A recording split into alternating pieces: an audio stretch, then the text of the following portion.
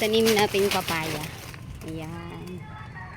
Ayan, may mga bunga siya, mga ka-therapy. So, dahil mataas ang sugar natin ay ayan. Thank you, Lord. Ayan, gugulayin ko lang ito mga ka-therapy para po sa ating sugar. So, hindi na tayo pwede sa mga inahaluan natin ito mga ka-therapy ng dito ka muna. Saka muna ha. Saka natin ng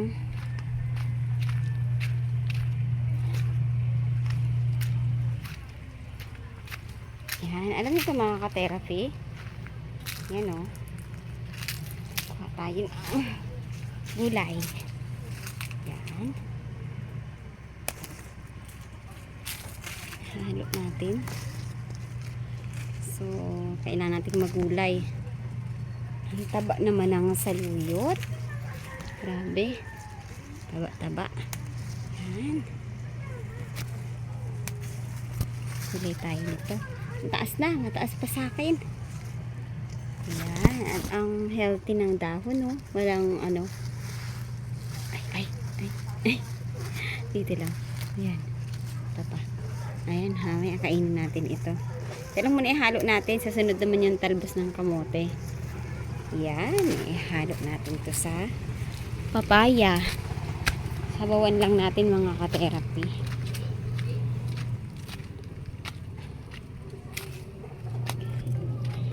Ooh.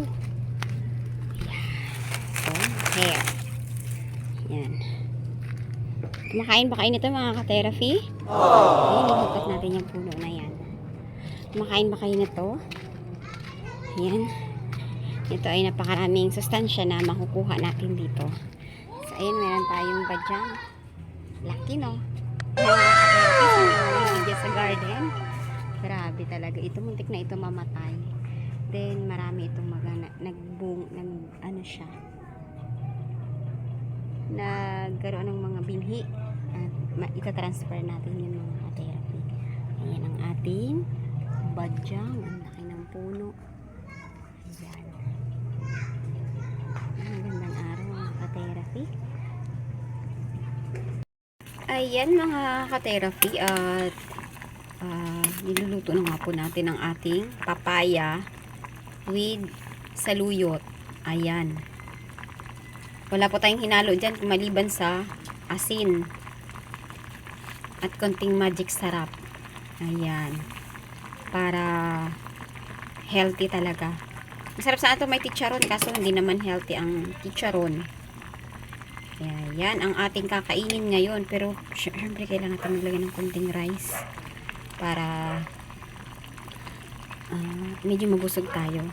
Ayan. Kain tayo mga ka-therapy.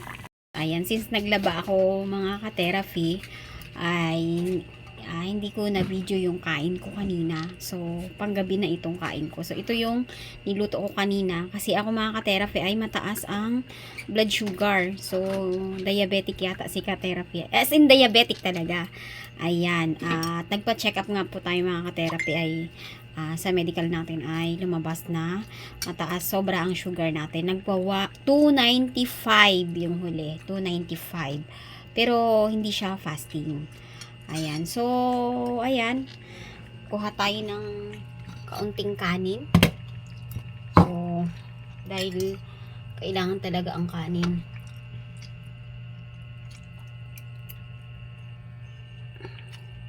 Isang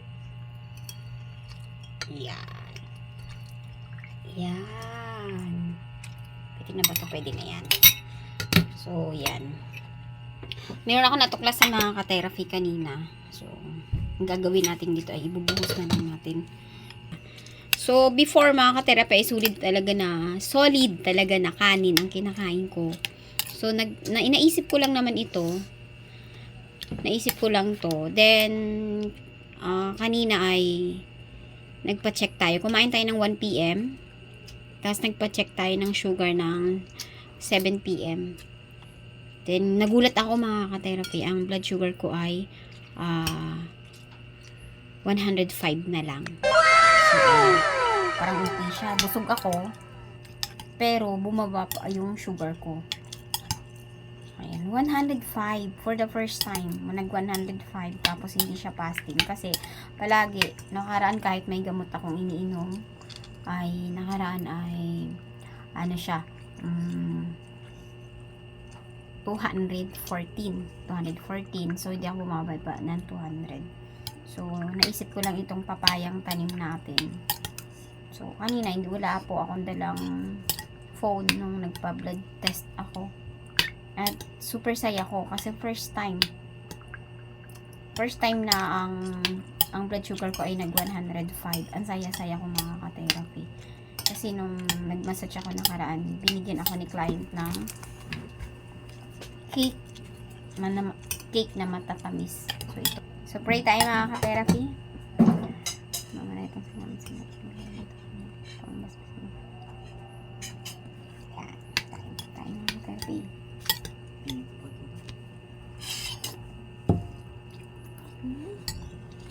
Ito na ba niya, Grace? Kumaboy mo naman. Tanim ko to. Tapos, yung saluyot. Grabe.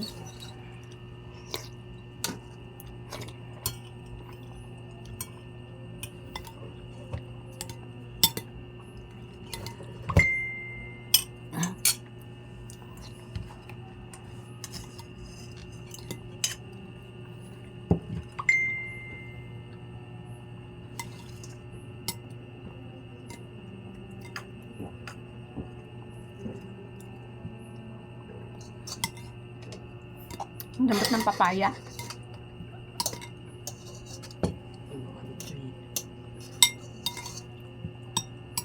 Siyempre kumain din ako mga ka-therapy nito ng hilaw.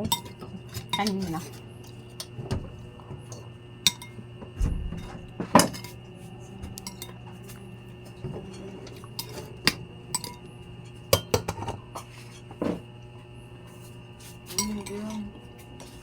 Sarap.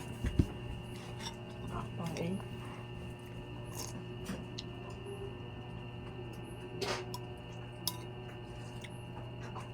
Masarap siyang kombinasyon.